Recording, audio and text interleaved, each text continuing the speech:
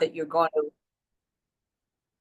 it's going to be a handout that I will give to Megan to send to you after presenting today.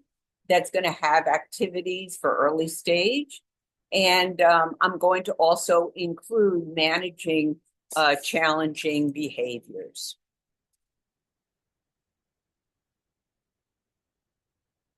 So the first part today is about understanding dementia, and I want to take some time to explain what this dementia is all about. So what does it mean when somebody has dementia?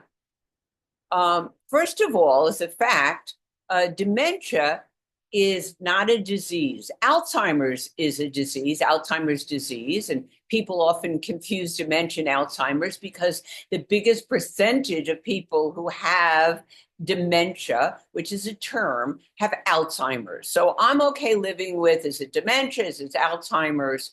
But dementia is a term. And there are other types of dementias that you might have a client who has vascular dementia or Parkinson's with dementia or Lewy body dementia, frontal lobe dementia. These are all types of dementia, but what they all have in common is that there is an impairment in their memory. They are confused. They have difficulty performing day-to-day or familiar tasks, meaning if they are used to using the remote control, all of a sudden they can't, or they can't use their cell phone anymore, or the microwave, or the dishwasher, things that they had done for years. It's not a new piece of equipment or a new machine. They can't do it anymore. And their changes in personality and mood and behavior. These are all brain changes. That's the fact. What it isn't, dementia does not decrease somebody's intelligence. Intelligence is a different part of the brain and it's not affected, so they don't get stupider. Dementias are not a form of mental illness. Some people have said that they thought it was. It's not mental illness. It's not a loss of all memory. Some people have great memory of something that happened 20, 30, 40 years ago, but they might not remember something that happened 10 minutes ago or yesterday or last week. But long-term memory, meaning things that happened a long time ago, they probably know well and know in good detail. And there is no medicine now to cure any of the dementias. There's medicine to slow the progression down, but not to cure.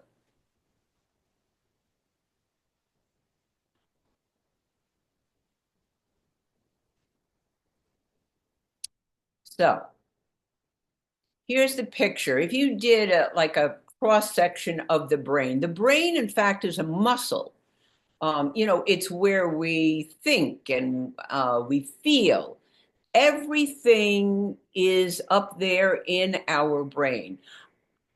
I'm showing you a slide so you can understand what is memory loss. So this is a cross section of the brain. On the left side, a normal brain, one that doesn't have a brain disease like Alzheimer's, you're going to see it's bigger than the size of the brain on the right, and it's fuller. Look specifically at the boxes where it says memory on both sides, and you're going to see the difference. I'm sorry, I'm still admitting people to our program today. The box on the left, if you see where it says normal, memory, and language, see how full those squares are, full of sections of the brain, and compare it to what's going on the Alzheimer's or the right side. If you look at that memory box, see, it's not as full of color, meaning full of the brain. There's the tissue. The brain has shrunken with somebody who has Alzheimer's or another form of dementia. It's smaller, literally, it shrinks, and it's got holes or crevices in it.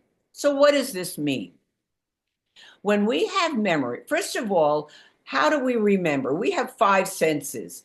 We hear things, we smell things, we taste things, we see things, we touch things. And with that, we get information. Um, and we store it. We store that information in the brain.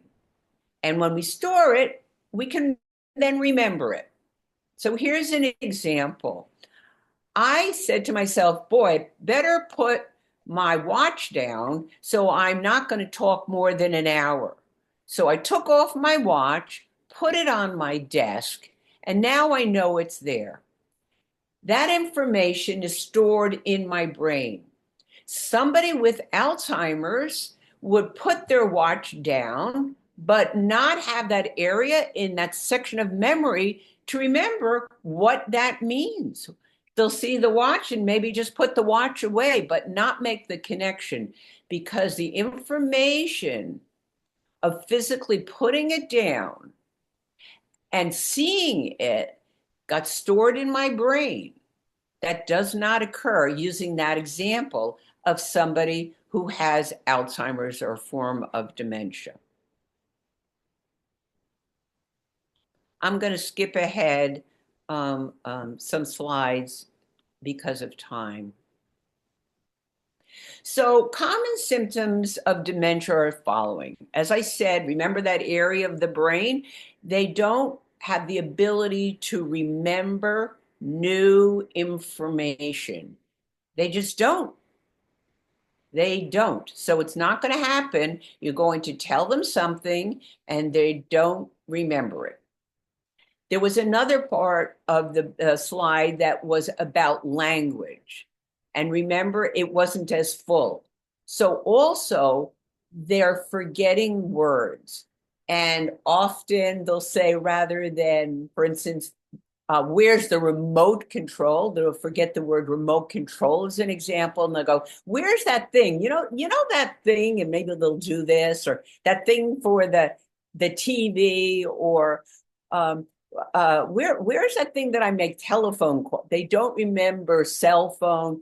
They're losing because they have a disease that shrunken their brain to be able to have words. And by the way, it's okay to say the word, to say, "Oh, you mean the remote control?" It's okay to tell them what that word is. Language is also not what they say, but what they understand. So the third is that they lose their ability to understand what's being said. You'll say it, but they might look at you confused. Part of that might be that you're saying too many things and their brain is just slower. So they caught the first thing that you said, but everything else they didn't get, literally. For instance, it might be you got to put your coat on because you're going to the doctor and we're running late. You said three things: put your coat on, going to the doctor, running late. And they got their coat on and they're standing there. And you're like, come on. But they didn't kind of get all of those things that you were saying. We'll talk about that, how to work on that. They lose their ability to make decisions, and that's where you can be helpful, or to follow instructions. And instructions have many steps. And what happens because of the brain disease is they miss steps. So they lose their ability to follow through on everything. So they might put something, for instance, in the microwave and forget to press start. And then they open the microwave and the food isn't heated and they don't understand because they just use the microwave and they've always used the microwave. They're missing steps. And it's very hard for them, if you tell them something, for them to be able to remember all of those instructions. They lose their ability to control impulses and temper and mood. That's also a part of the brain. I'm going to use my mom as an example, who was a very lovely, patient person and started to develop dementia. I know I was speaking to her on the phone, and I made the mistake of reminding her about something, and she got very insulted and said, I don't need to be told by you. And she hung up the phone. And I remember kind of looking at the my cell phone like, was that my mom? She hung up on me. She's never done things like that before. So there was a loss of impulse, and her temper changed. But that's the disease, to which my mom and others, they can't control. We have to help them with that. These dementias, again, whether they're Alzheimer's or vascular, they are progressive. And I'm sure many of you have worked with somebody with dementia. You see they're getting worse because they are losing their ability. And it goes through stages. And those stages that we're going to be talking about today, being the first, require at early stage for you to assist them. But by end stage, you're going to be doing everything for them because their brain won't allow them to move from side to side or stand up or do all of their activities of daily living, their personal care. But now, at early stage, we're going to kind of dig a little deeper as to what's going on and how you can be most successful in your rendering of care. So here are some signs of early stage dementia.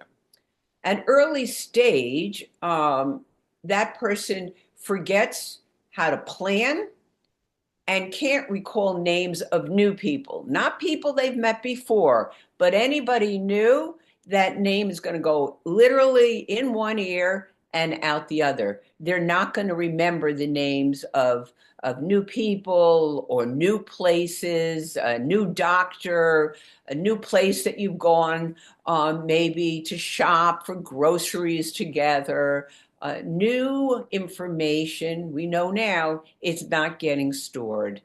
And they might know that they have to intellectually know that they have to go to the doctor or the dentist, as an example, but they forget. They forget to remember it because they can't.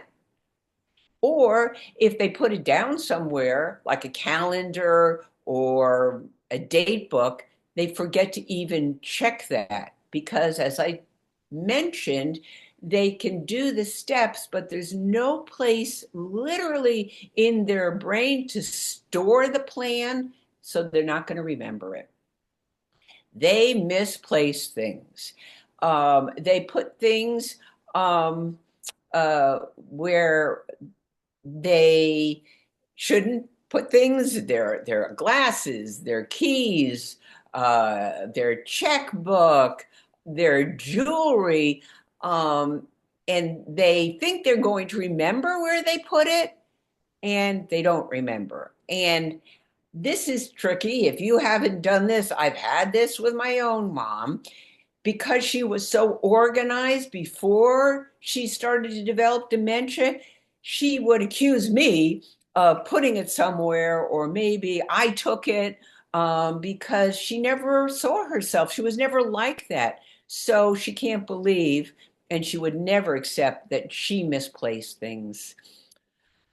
Judgment becomes impaired. They don't make good decisions that should be natural to them. Anything from uh, taking medications because they need to, or if it's a sunny day, they might not put on their hat and gloves or a winter coat because it's sunny outside. Their judgment, which is a part of their brain, again, it's not mental illness, and they're not becoming affected by their intelligence. It's a part of their brain that isn't functioning. They have no good judgment anymore. There's a change in their behavior. Somebody who could multitask like we do all day long, their brain can't multitask anymore. So they can't accomplish as much. They can't achieve what they used to. And some of them can't even follow the steps correctly. So they're slower and they're not as capable as they were because of these brain changes. One of the first indicators of a sign is mistakes in calculations. I hear it from all the families that I've worked with. They can't do checkbooks anymore. They don't add properly. And it's very concerning, especially won't involve you, but if they have to pay bills or do any planning or decisions about finances. They think they can do it, but they are making miscalculations. And that's part of one of the first things to go along with memory. We talked about forgetting words. They repeat questions over and over again. Remember why? They know on one part of the brain that there was a doctor's appointment coming up, but in that area called the hippocampus to store the information, they don't remember. So if you say to them, we're going to the doctor later this morning, they might remember doctor, but they might ask you, when are we going to the doctor? When you might have just told them a few minutes before. And finally, they have difficulty making plans and organizing. Um, my mom was incredibly organized. I'm one of six kids. She was nicknamed the General, and organizing became painful for her. It was overwhelming. There were simple tasks that she just couldn't do because organizing is a function of what the brain can do. It's in the front of your brain. And when that area just doesn't function well anymore, you can't organize. So you can understand also, hopefully, that when you forgetting things, misplacing things, you used to be great at calculating. You were never forgetting somebody's name, and you were great at work. When all of this kind of isn't available, you know what's going to happen emotionally. Along with this, you're going to start feeling probably a little bit more overwhelmed, maybe anxious, maybe even a little bit sad, depressed, cranky. Um, it's understandable that people also will have an emotional reaction to this. And unfortunately, they might take it out on you. So let's dig a little bit deeper. We talked about memory, we talked about impaired judgment. If there are changes in plan or changes in routine, they cannot go with the flow anymore. A change in plan, and it can be we got to go somewhere tomorrow. You're getting your haircut tomorrow. We'll throw them. I need to go to today or forget it. I don't want to go. The idea of a change in plan or a change in routine, that flexibility that we have, that you and I have about going with the flow, they become much more rigid because their brain doesn't allow them to be flexible, and therefore they can get very frustrated, even with a small change in plan or small change in routine. And it will require for you to really reinforce that it's okay and that we'll get back on track. The doctor for sure will see you. But it's important for you to recognize that they can get easily frustrated with that. At early stage, with reminders, they still do well with their own personal care.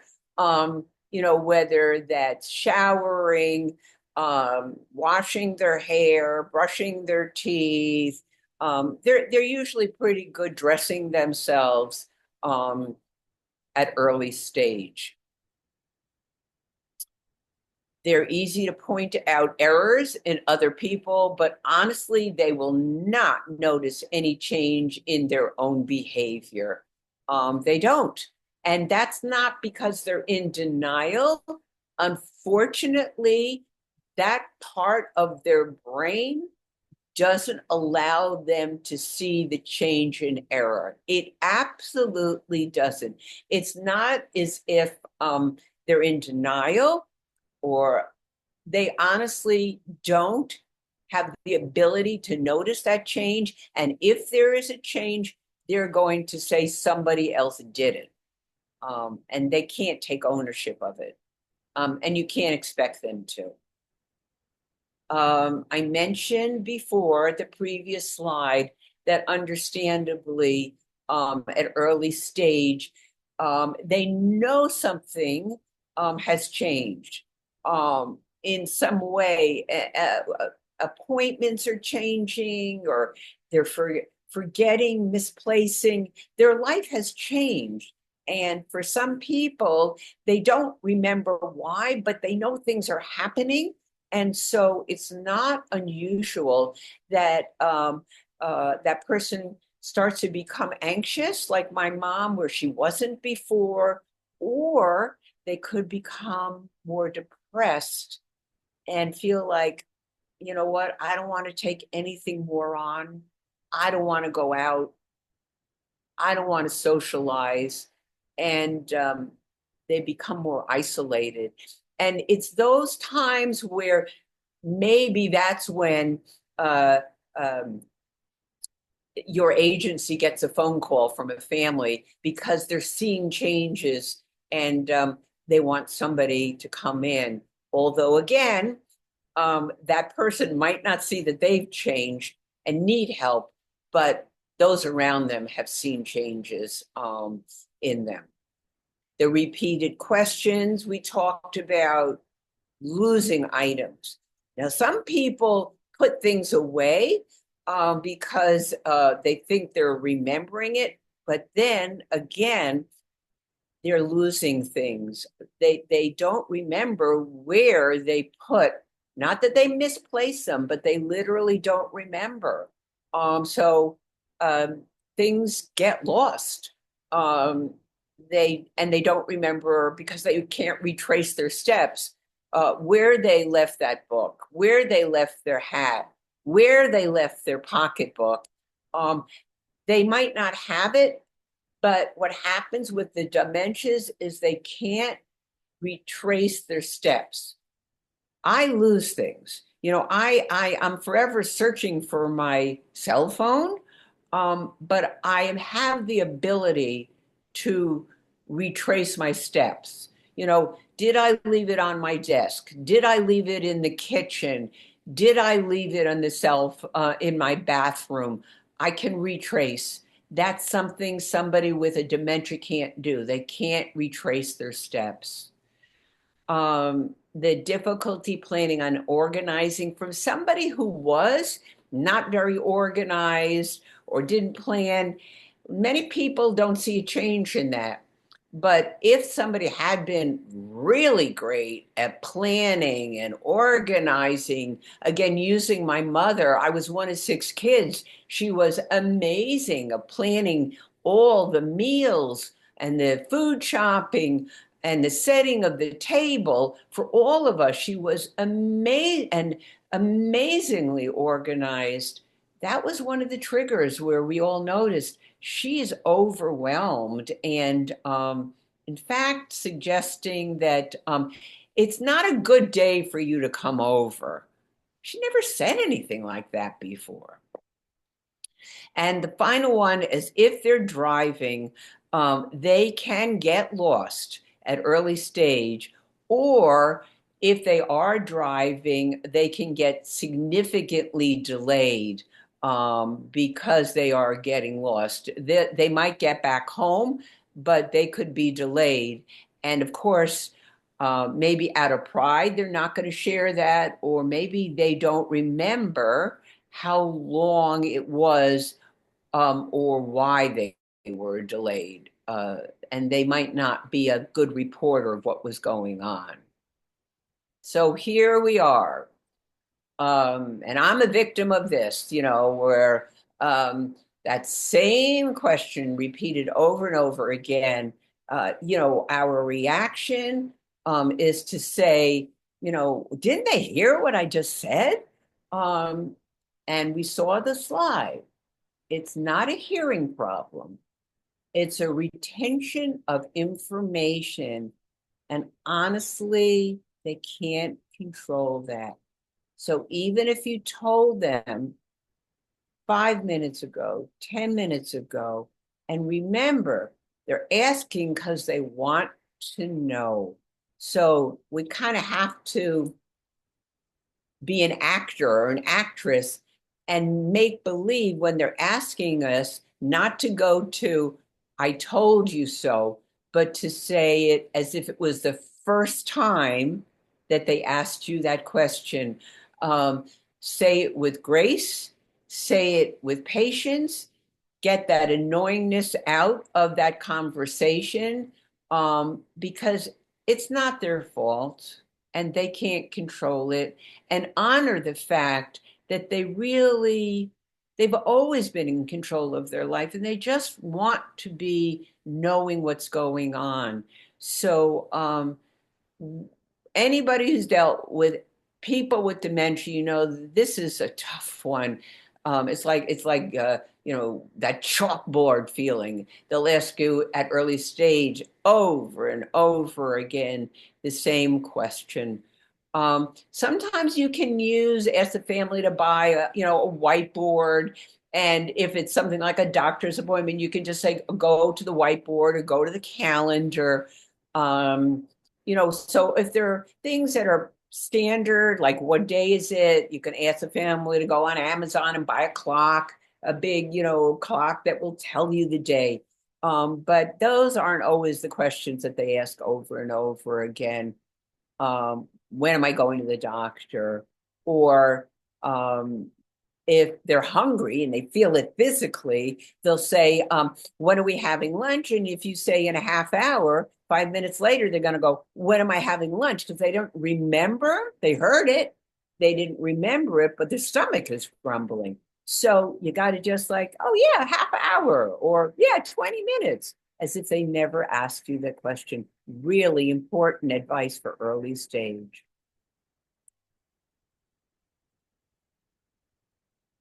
So here are some of the do's and the don'ts. At early stage, we want to find ways to assist that person to maintain their independence. Um, what I mean by that is we don't want to do for them. I guarantee at early stage, if you start doing things for them, they're going to ask you not to come back or show you where the door is because they feel that they are still independent or fearing losing that is terrifying. So we don't want to take that away. We want to help to engage them and find ways to make it easier for them to be independent. And that can be part of your work, is to modify things so that they are independent. If, for instance, showering is what they can do easily, and they've got 15 things in the shower, different types of shampoos and soaps and body washes, it can be very confusing, like which is the organize it with them, have one soap, one shampoo. If liquid body wash is confusing to shampoo, maybe they should go back to the old-fashioned bar. But let them, these are ways that you can help them as an example to maintain their independence rather than, correcting them, which is a don't, or making them feel less. Organize with them ways so they can maintain independence and find ways that you don't have to do that job for them. They can do it or do it together. Another aspect of what's going on in their brain is that the processing of doing things takes longer. Somebody who could do things in 10 minutes, it takes them 20 minutes now. They're just slowing down, not just physically slowing, although as we age, we do slow down physically, but mentally, they are slowing down. So things will take time. You've got to give them more time and also help to recognize that at early stage, they know they might not be sharing it. I am telling you, they know they're losing their faculties. They're losing control. They know it. But with dignity, they don't want to share that. So we need to support their dignity because this is tough for them. It's tough on many levels about pride and fear that, you know, they're going to be put away somewhere, or kids are going to control them, or you're going to control them. So support their dignity. These are older adults, and we need to honor that. And I don't want to say embrace their changes because that sounds a little hokey, but that's what it is. Be with them where they are. Um, you don't want to correct them unless it's a safety issue. But, it's more, how about this rather than, no, that's not the right way. You want to get the negativity out of that conversation. It's more about try this or how about that. As I mentioned about time, do not rush them. It won't get accomplished and they're just going to get more anxious because remember, they skip steps. So allow them to have time. And it's frustrating for all of us, but we're quick to say, what's going on here? I told you that, or don't put it there. I put it, there, and that's why you're losing it. If you just keep your keys in the dish, um, they don't, they can't. Um, um, it's sort of, it's like asking a second grader to do sixth grade math. The brain isn't capable, but it's going in reverse. Where it used to do sixth grade math, it can't. It can only do second grade math. And they look like older adults, but they're not as capable as they were. Um, and that's okay. If you give yourself time and you are with them, it's going to work. So this is probably one of my most important slides today. Um, Look, no matter who you're going to take care of, whether they have dementia or not, you want to develop trust, but it is so important if you're caring for somebody with dementia that when you are starting to work with them, and especially even if they can take care of their personal care, and there are many things they can do, you're being successful with them is about trust. And the first, as I mentioned previously, is we need to respect their age. There not as much in control, but they've had a very full life where they've had lots of responsibility. Most likely, they've raised children, they've had a job, they've probably moved multiple times, they've dealt with losses that they've had in their life. They've gone through a lot of life. Some of them have fought in wars. Um, you know, we have to honor and respect everything that has happened. They're not just a demented person.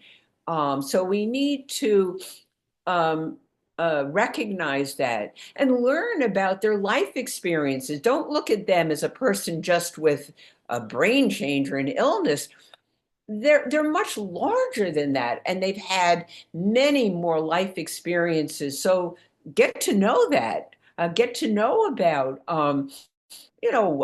where they grew up, where they learned to ride a bike. Have them share their stories with you so you get to know them, and they should get to know you also in a way that you're comfortable. But you don't want to come in complaining, because you need to stay positive. But you can certainly, when they share something about their life, if it's appropriate and you're comfortable, share something about your early life. Yeah, I was one of six kids too, and work on that relationship.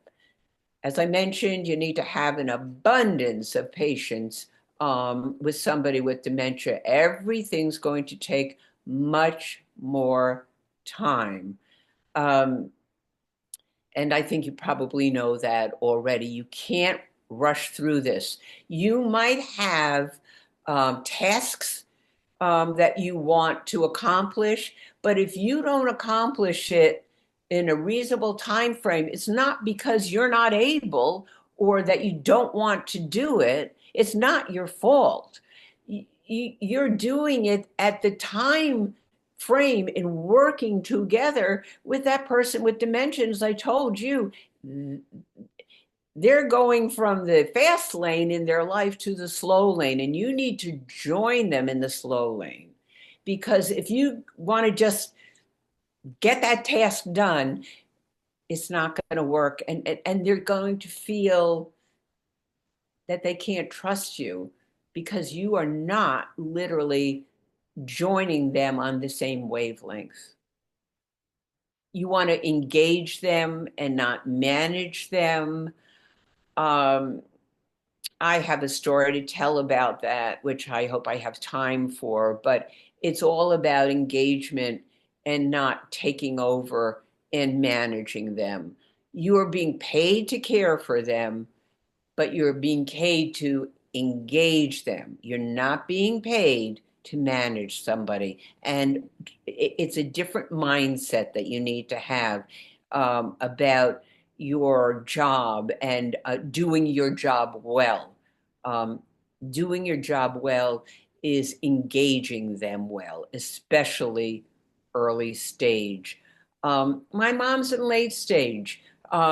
She needs to be turned from side to side. There's no engagement in that way with her aides.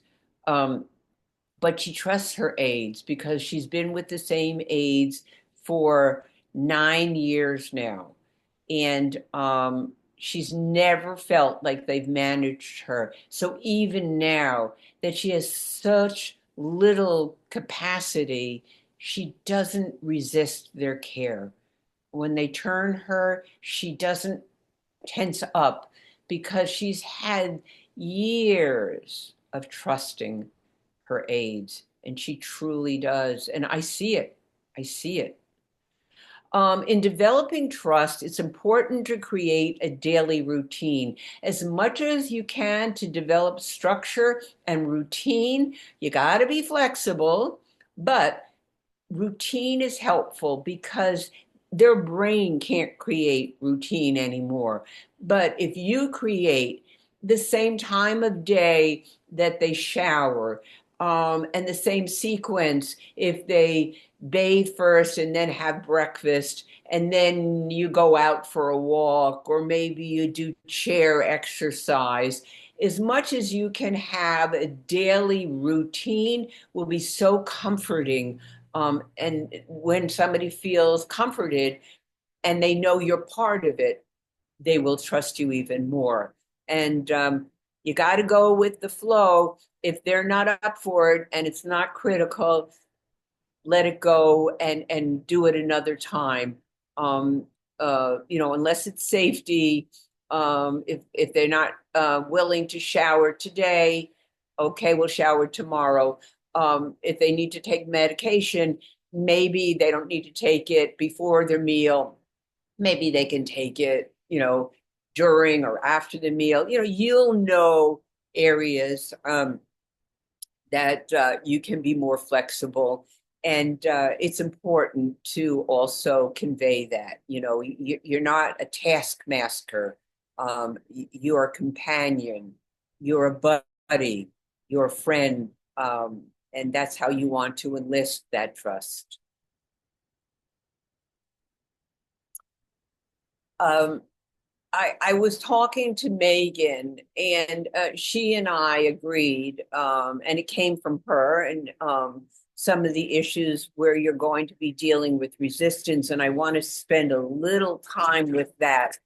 Um, you know, Early stage, some of them are driving, most shouldn't be driving, but you know, you're going to come across this. And I wanted to give you a couple of pieces of advice about that. If you haven't come across it, you will. Um, the time to talk about not having them drive anymore is not when you have to get into the car. This needs to be a conversation and not at the moment where you need to get out the door and drive. It needs to be calm. It needs to be non-confrontational, and know you're going to have this conversation or parts of it over time. It's not a one and done.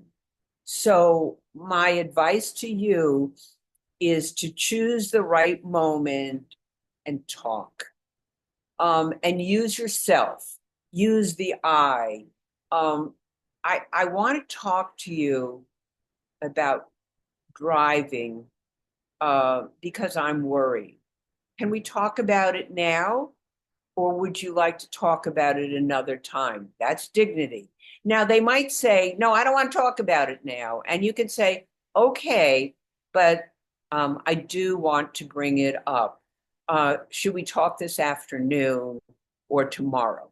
Chances are they'll say tomorrow. Chances are you'll bring it up. Chances are they'll say, we already talked about this. And you can say, we started to talk about it, but would you please just allow me to talk? Um, and we don't have to change anything. We're just talking right now. We're having a conversation. So that conversation should be specific about what you're concerned about.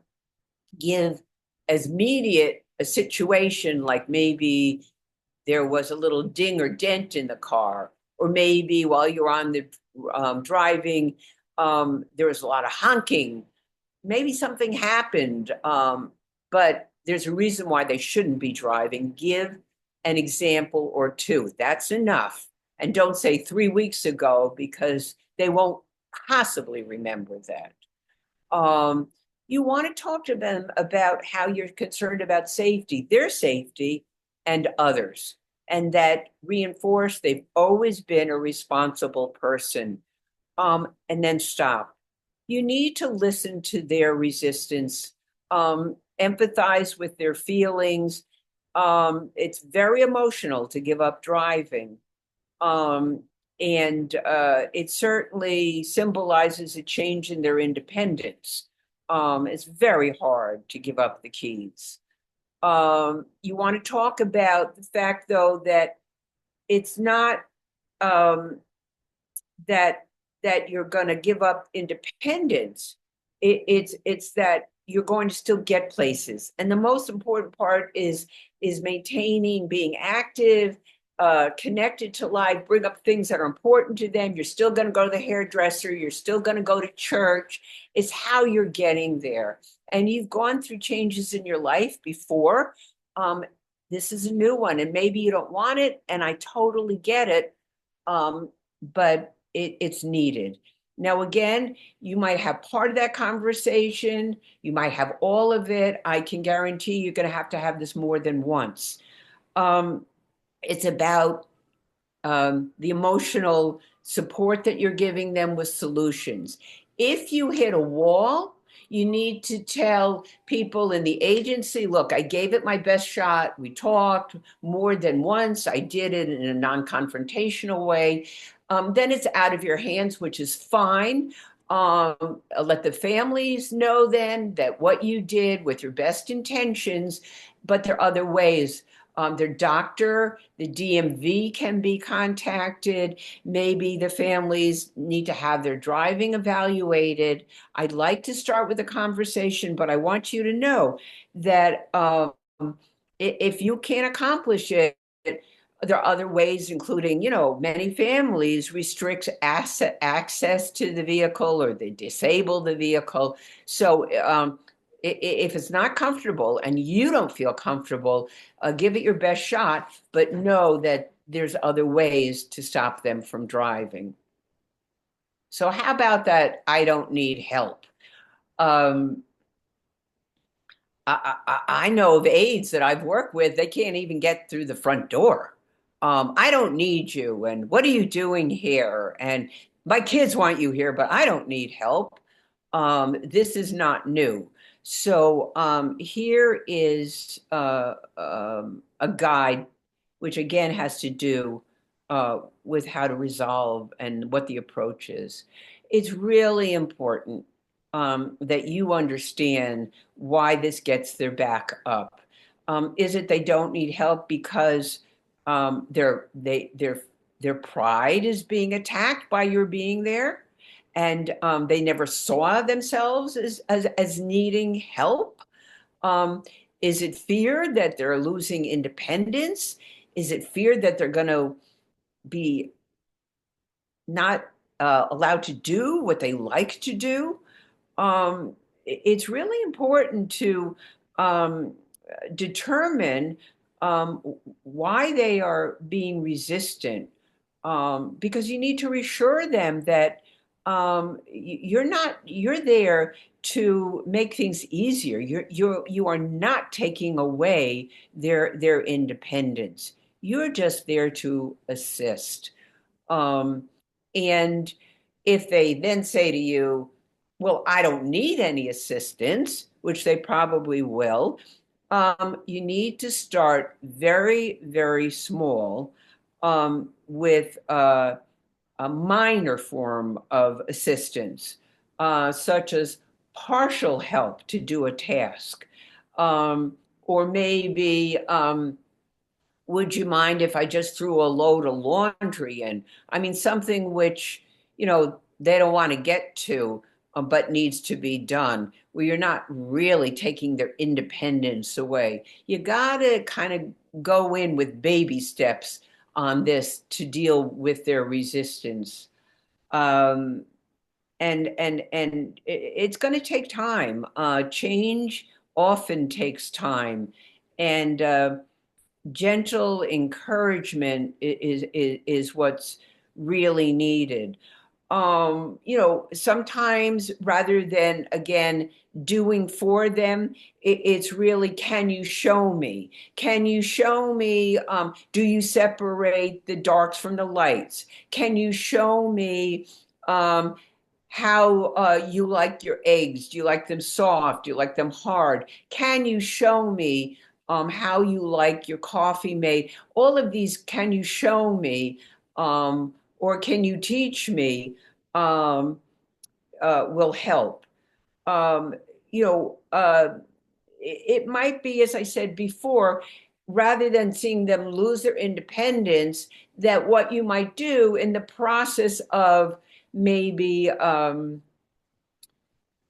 cleaning drawers is that you're separating out, things which are soiled that they shouldn't be wearing, that can't be cleaned, or maybe then you will clean, and or maybe clothes that aren't in season, little ways that really again support their dignity, and a shared experience that you're doing together isn't diminishing their independence, it's getting them to stay on track. So those ways that you can make them feel that they're not losing control, but in fact staying on top of their game is really what you want to do when you're offering some support when you're coming across, I don't need help.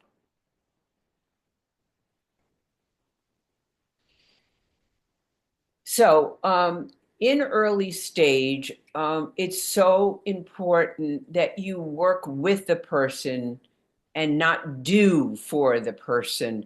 I underlined it, I can't underline it more. This is always important.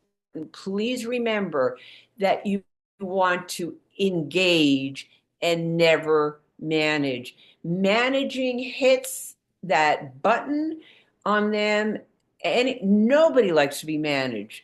But if you manage somebody, it makes them feel that they can't do, and you don't want to go to that dark place with them. It's really the approach that you have. Don't do the task for them, do it with them.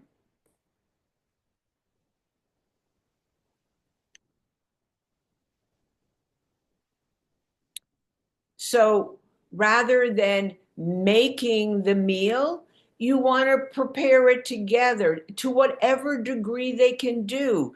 Um, can they still chop? Can they stir? Can they smell? Can they taste something? Does it need salt? Do it together. Go shopping together. It's not the task, it's the activity. And again, it's going to take longer, but it's okay. Be playful, have fun with it. It's the engagement. If you go like it's a task to get the meal done, or the shopping needs to get done, or the haircut needs to get done, that's managing. You need more time. You need more hangout time. You need to be with them in that moment, um, and not be looking at the watch. Play games with them. There are lots of games on Amazon that you can play. I'm going to give you a list as my last and final slide of activities, and you're going to get a whole list of more activities as a handout that will be sent to you. As I mentioned, clean closets, fold clothing together. That's a way of kind of sorting things out, but not criticizing them and getting things in order. Have it be a routine when you get dressed in the morning. It's a routine of folding things back again, putting in them in the right place, asking them, oh, where would you like these things? I love asking for advice. They had a full life. Ask them for advice. You can even make up something. What do you suggest we do? Or, say something like, this happened. What do you think I should do about this? Not a heavy thing and never political, but talk about sports. And I love finally that show me. Could you show me how to do this? Even if they say, you should know how to do that, it's okay. It's supporting their dignity. Could you show me, how you like this done? Or how you like the I know with my mother, she was a great baker, as an example. She couldn't make an apple pie anymore. But I said, could you show me how to line up the apples? And she said, you don't know how to do that? And it's like, Mom, come on, can't you show me? And we kind of laughed. And, I said, I didn't have her do it because she couldn't anymore, but she could show me by pointing how to accomplish it. So people with early stage dementia, um, um, you want activities that encourage physical movement, cognitive stimulation, and social interaction, and reminiscing our ideas, physical activities, walking, dancing, when the weather's nice, gardening outside or planting inside. Cognitive activities, families can get puzzles, card games, board games, even cooking together is a cognitive activity. They have to remember with you the steps, social interaction, have gatherings with family, have a friend come over, being out of the home, seeing other people, taking a walk in the mall. It's really, they're not necessarily actively socializing, but passively they are seeing the interaction. It's healthy. Go to the library, go look at books, go to a lecture, go to a concert at the library or the senior center with them. I love the reminiscing. Look at family albums, listen to music um, on your phone, music that's reminiscent of the 40s, the 50s. Watch old movies together. Um, Ask them to talk about who taught them how to ride a bike or where did they fall in love. There's lots to do at early stage. And again, I'm going to uh, send out through Megan handout for you, and also another kind of more elaborate do's and don'ts for you. So I hope that this has reinforced what you're already doing, or maybe you gathered a couple of new ideas. I honor what you do. It's not easy. It is not easy. I know that personally. I know it professionally. I honor what you're doing. And my effort today was to support you and help you for the good work that you are doing. So at this point, I want to open up to any questions that you have. Megan, can you unmute people, or is that something I need to do? I don't think I can, but if someone wants to ask a question, they can unmute themselves on the bottom left. Great.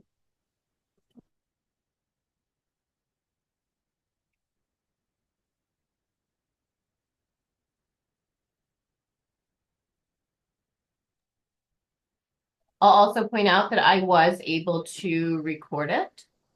So I will have the recording available and I'll share that with Jackie as well. Thanks, Megan. I also was able to record it. Perfect. So we'll share it with our list as well. Awesome. No questions at all? Vivian, this is Jackie. Hi, Jackie. How you doing? It's been a long time. I was wondering, could you give some examples of normal aging and memory changes? I know a lot of times Oh, yes. our clients, our aides, myself, just have questions about Yes. what's a part So, of normal aging that I might will- get confused. Great question. Jackie, normal aging is we are slowing down. Normal aging is we are normally becoming more forgetful. I forget names. I can misplace things. Um, I'm slower than I was in my exercise classes. That's normal aging. Those things are frustrating to me, but the difference is it doesn't change my functioning. It might be annoying for me to backtrack and find my cell phone, but I find my cell phone and I know how to use my cell phone. That's normal aging. If somebody has dementia, they can't backtrack, and often they won't know how to use their phone. And I can, as an example, using myself, normal aging, I can get something new, like a new cell phone, or if there are upgrades that change things, it'll be frustrating and take me more time, but I'll get it. I'll be able to integrate it. With somebody with early stage, they can't do that. They can't take on any new information and integrate it that way.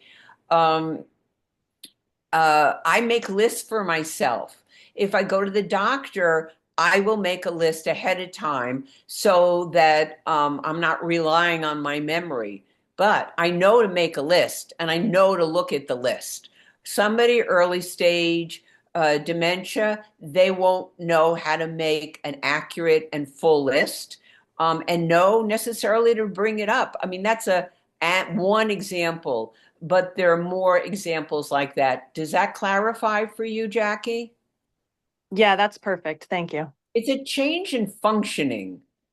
Um, my basic functioning as a normal aging adult hasn't changed. Hello. Hi, Hello.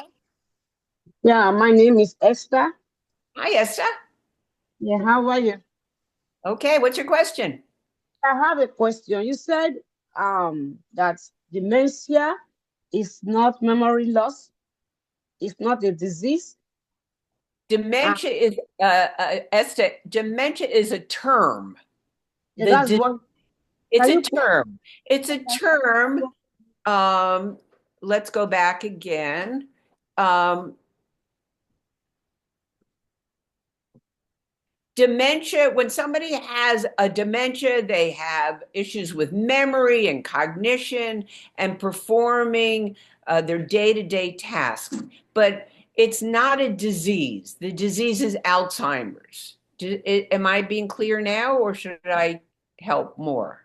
Yeah, that is what you say. You said it's not a disease, that the disease is Alzheimer's. You Right. also said that it's not a mental illness. Correct. So, assuming I'm being asked outside to expatiate on dementia, and somebody now asks me a question, why do you say it's not a disease? What category do you want to classify dementia? No, dementia is a term. It's not a disease. Only it's a term that describes the disease. I wouldn't get too stuck on that. If you're comfortable saying that person has dementia, it means that they've got some kind of disease of the brain. It's like saying a coloring box is dementia and the specific color red is Alzheimer's. It's okay, to say they have dementia.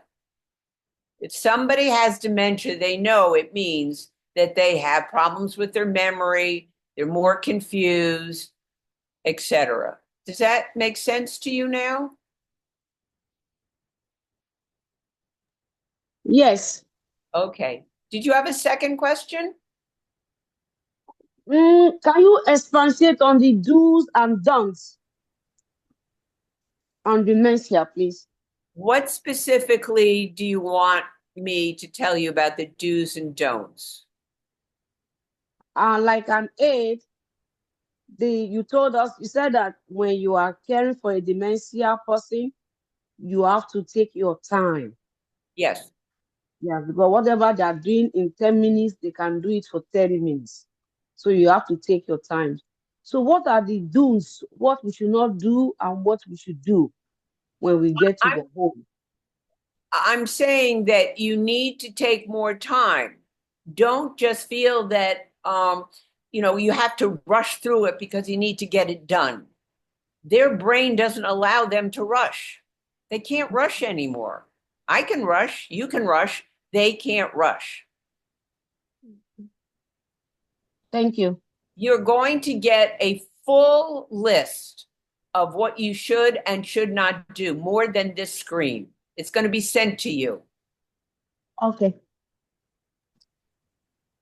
Thank you. You're welcome. Hello.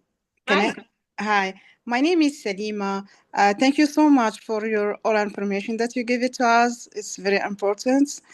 First time I heard that. Many things. Thank you so much. I have a question. I I was working with the patient has dementia, early dementia, and she told me that she lost three prescriptions behind the couch.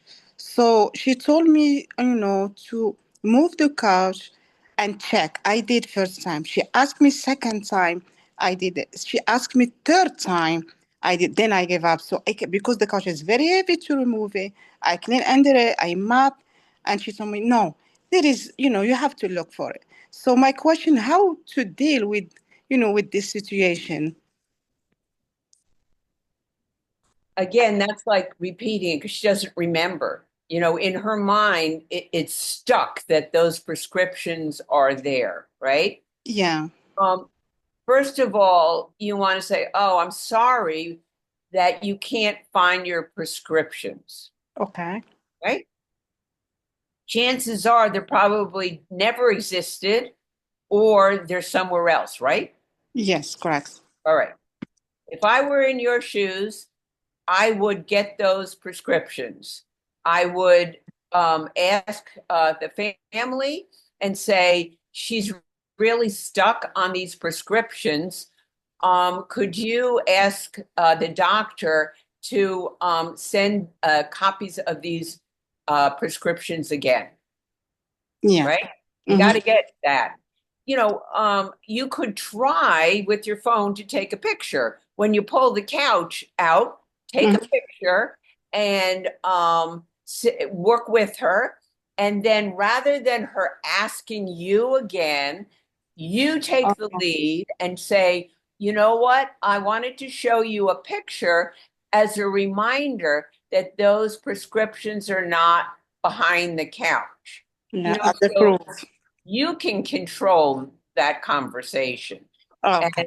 you know what? You might have to do it over and over again till she lets it go. Okay. But that way you take charge of that conversation. Okay. Thank you. So I have to show it to her as a proof. Okay. Thank you so It's much. the approach, but you got to start going, oh my goodness, I'm so sorry that those prescriptions are missing. Mm. But, I would get new prescriptions if that were the case. Okay. Um, Hello. yeah, Thank you. sure. Hello. Hi. Hi, Hazel. Hi, this is Hazel Ellis. I have a scenario I want to share with you and ask you if how I dealt with the situation, if that is right or was right. Okay, I had a case once, and the lady was very aggressive, and I couldn't take care of her. She would want to fight me. She get up in the morning late, and she is very soaking wet, and I couldn't touch her. Then when I think what to do, I came up with the idea to do baby talk. So I baby talk her, and that worked. I know that is not dignified, but that's what works for me and for her. Was I right in doing that? Hazel, if it worked, it worked. Okay. You know, I if it works, it works. If you feel that she was more relaxed, and more willing, to get cleaned, that's fine. I was referring more to when you talk down to somebody. Um, you know, it that's what I meant by dignity. Okay. So yeah, no, I wouldn't have an issue. I think if it worked, great. Okay. Thank you.